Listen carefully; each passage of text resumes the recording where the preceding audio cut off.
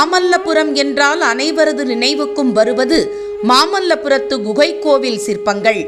மகேந்திரவர்மன் நரசிம்ம பல்லவனால் கட்டப்பட்ட கற்சிற்பங்கள், குகை கோவில்கள், ஒற்றைக்கல் ரதம் மற்றும் கடற்கரை கோவில் ஆகியவை மாமல்லபுரத்தின் சிறப்பம்சங்களாகும். மாமல்லபுரத்து சிற்பங்கள் புராண கதைகள், இதிகாச போர்கள், ராட்சசர்கள் மற்றும் விலங்குகள் உள்ளபடி தத்ரூபமாக உலகம் வியக்கும் வண்ணம் அமைந்துள்ளன. மக்கள் அனைவரும் பார்த்து வியக்கும் மகிஷாசுரமர்தினி சிற்ப தொகுதி இங்குதான் உள்ளது. இவற்றுக்காக உலகம் முழுவதிலுமிருந்து பல லட்சக்கணக்கான மக்கள் வருடம் முழுவதும் வந்து செல்கிறார்கள். Hi, I'm Els from Belgium. I'm a social worker and I'm here in Belgium to see social projects, and I'm here now in this beautiful city, or maybe it's a village, I don't know. I love the temples and also the people and also the smiles of the people. சென்னையிலிருந்து தெற்கில் 56 kilometre தொலைவில் செங்கல்பட்டு மாவட்டத்தில் வங்காள விரிகுடா கடற்கரையில் மாமல்லபுரம் அமைந்துள்ளது. தமிழ்நாட்டிற்கு மிக்க பெருமையை அளிக்கும் இவ்வூர் சுமார் 2000 ஆண்டுகளுக்கு முன் ஒரு துறைமுகமாக விளங்கியது. கிபி 7ஆம் நூற்றாண்டு காஞ்சியில் ஆட்சி புரிந்த பல்லவ மன்னர்கள் இவ்வூரின் வளர்ச்சிக்கு பெரிதும் காரணமாக இருந்தனர். முதலாம் நரசிம்மவர்மன் என்ற பல்லவ மன்னன் காலத்தில் இத்துறைமுகம் சிறப்புற்று இருந்தது. நரசிம்மவர்மனின் சிறப்பு பெயர்களில் ஒன்று மாமல்லன் என்பதாகும். துறைமுகப்பட்டினத்திற்கு நரசிம்மவர்மனின் சிறப்பு பெயர் வழங்கப்பட்டு மாமல்லபுரம் என அழைக்கப்படலாயிற்று. கடல் மல்லை, மாமல்லை ஆகி மாமல்லபுரம் ஆயிற்று. மகாபலிபுரம் என அழைப்பது தவறாகும். சீருடன் பல நூற்றாண்டுகள் விளங்கிய துறைமுகப்பட்டினம் கடல் நீர் உட்புகுந்ததினால் அழிந்திருக்க வேண்டும் என்று கருதப்படுகிறது. கடற்கரைக்கு அருகில் காணப்படும் கருங்கற்கள் கடலில் ஓரளவு புதையுண்டு காணப்படும் ஆகியவை மேற்கூறிய கூற்றை உறுதிப்படுத்தும் வகையில் உள்ளன.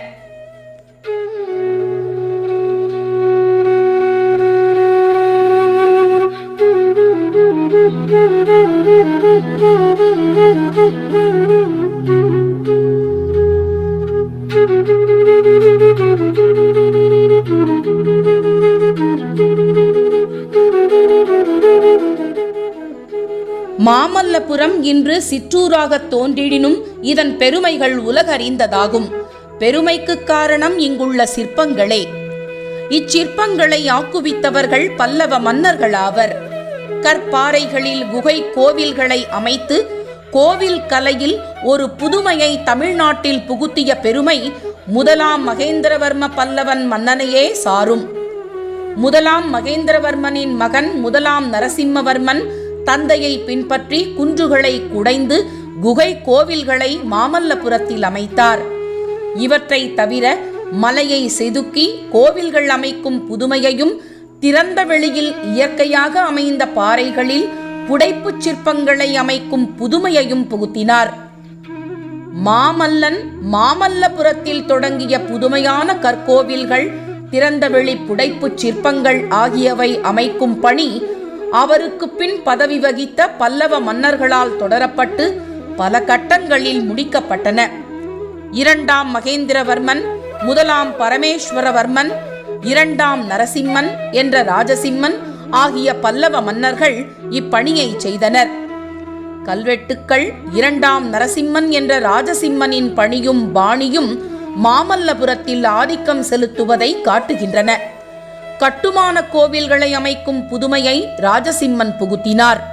இக்கோவில்கள் அதிட்டானம் முதல் விமானம் வரை முழுவதும் கல்லினால் கட்டப்பட்டவையாகும். இவ்வாறு பல்லவ மன்னர்கள் மாமல்லபுரத்தில் குடைவரை கோயில்கள், வெட்டு கோவில்கள், பாறை சிற்பங்கள், கட்டுமான கோவில்கள் ஆகிய 4 வகை கோயில்களை அமைத்து இத்துறைமுகப்பட்டினத்தை ஒரு சிற்ப களஞ்சியமாக ஆக்கியிருக்கிறார்கள்.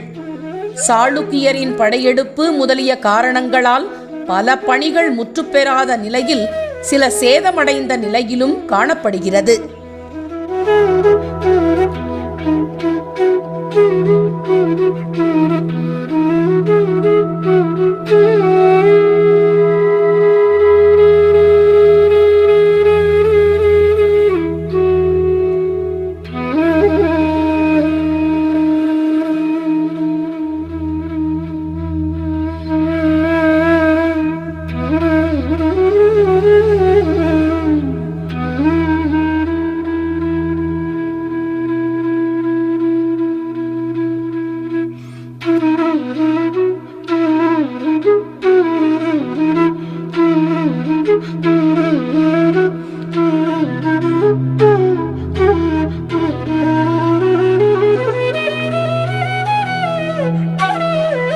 விஜயநகர மன்னர்கள் ஆட்சியில் இறுதியிலிருந்து மாமல்லபுர சிற்பங்களும் கோவில்களும் கவனிக்கப்படாமல் விடப்பட்டனவாகவும் தெரிகிறது.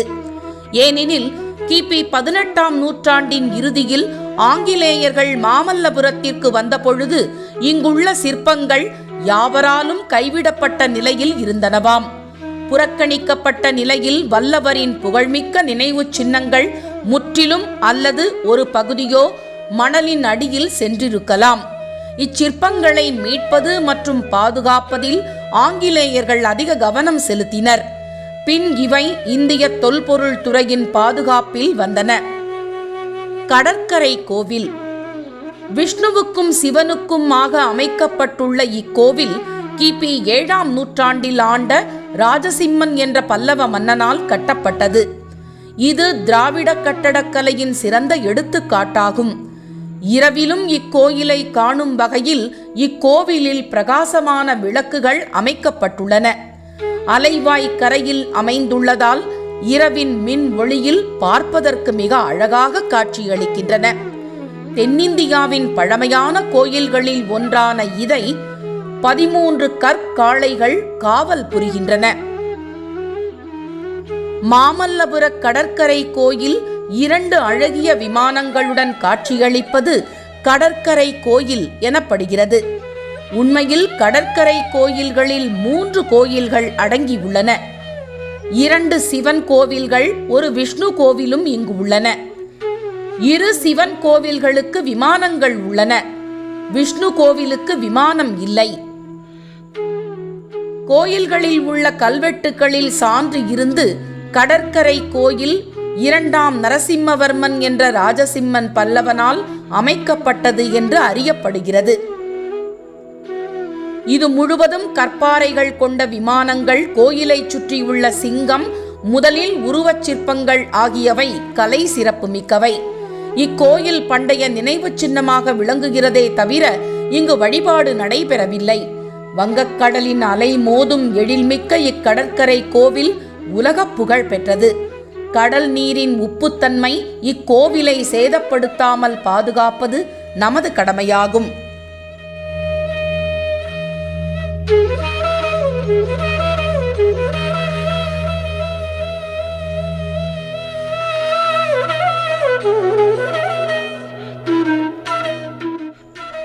அர்ஜுனன் தவம்.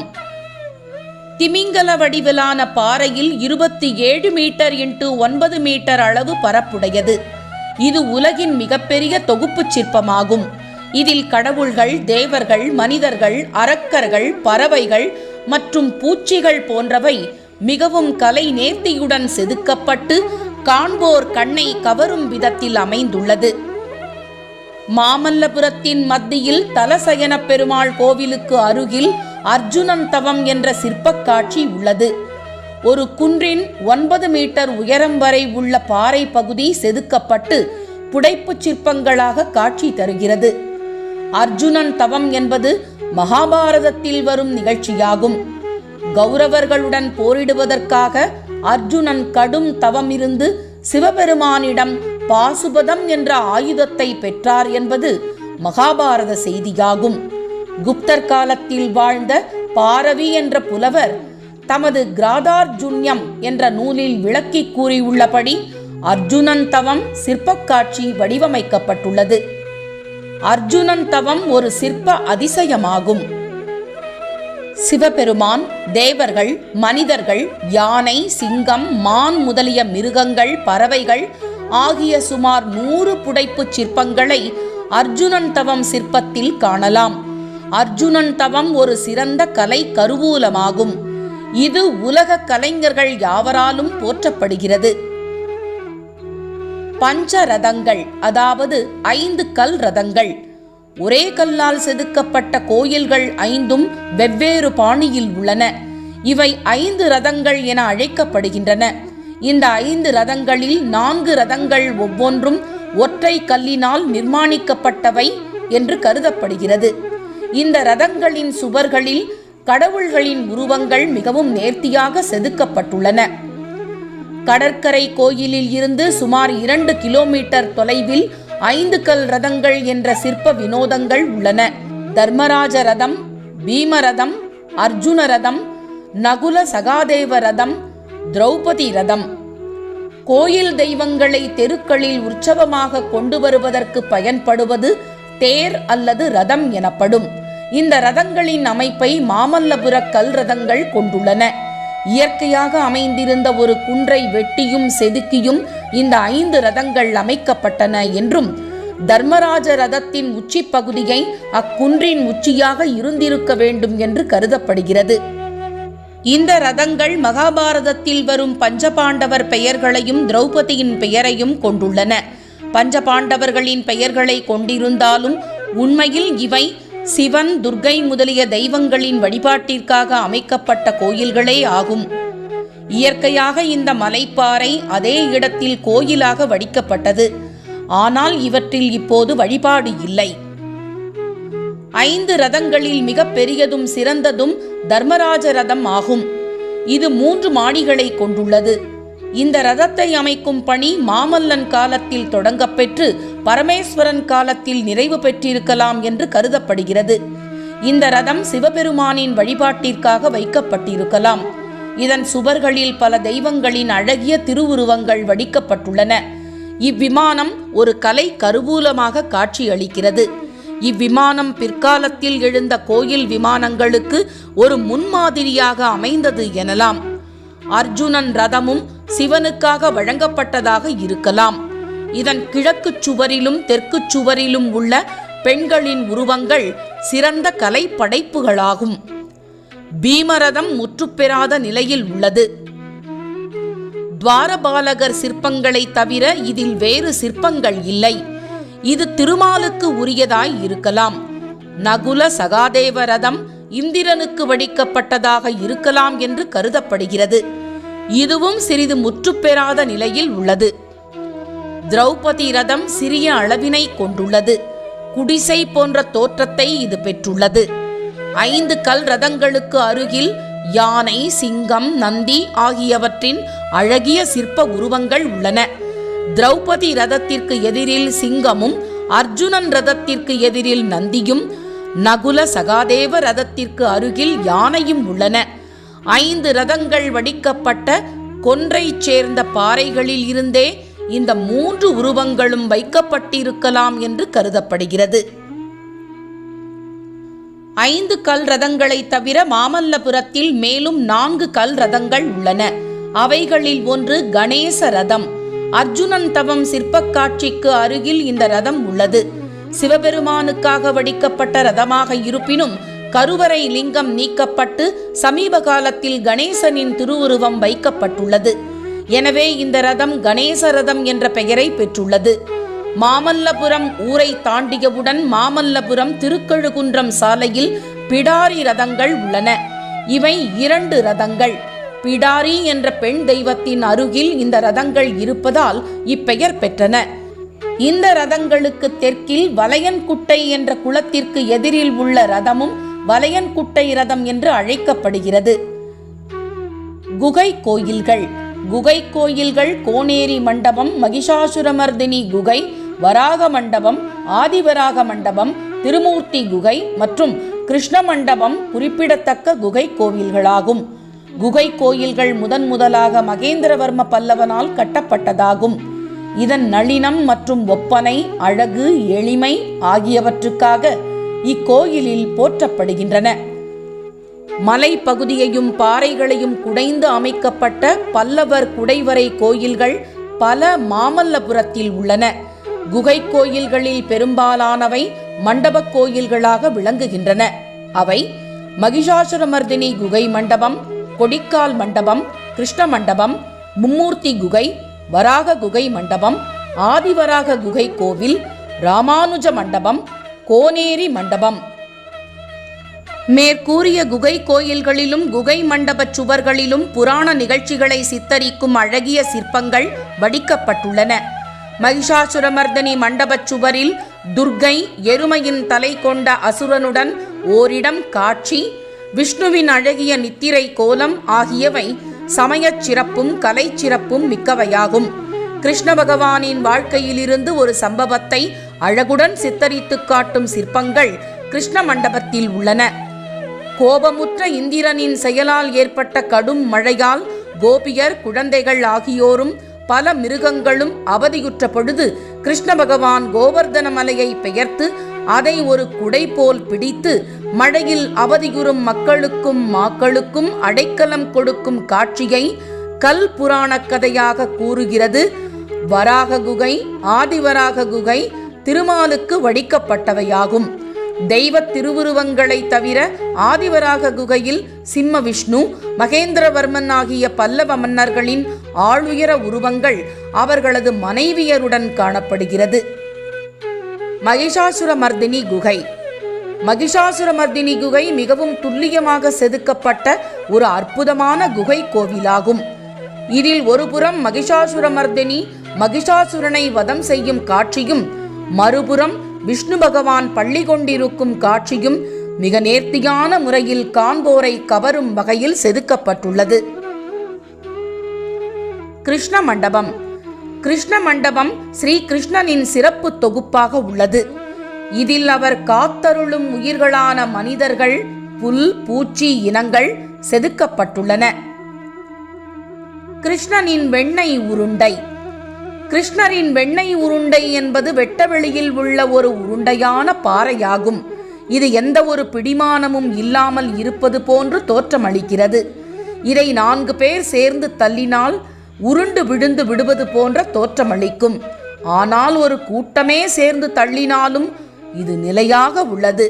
இப்பாறையை பல்லவ அரசர்கள் யானையை கொண்டு தள்ள முயன்றார்களாம். ஆனால் அது சிறிது கூட நகரவில்லையாம். வராக குகை.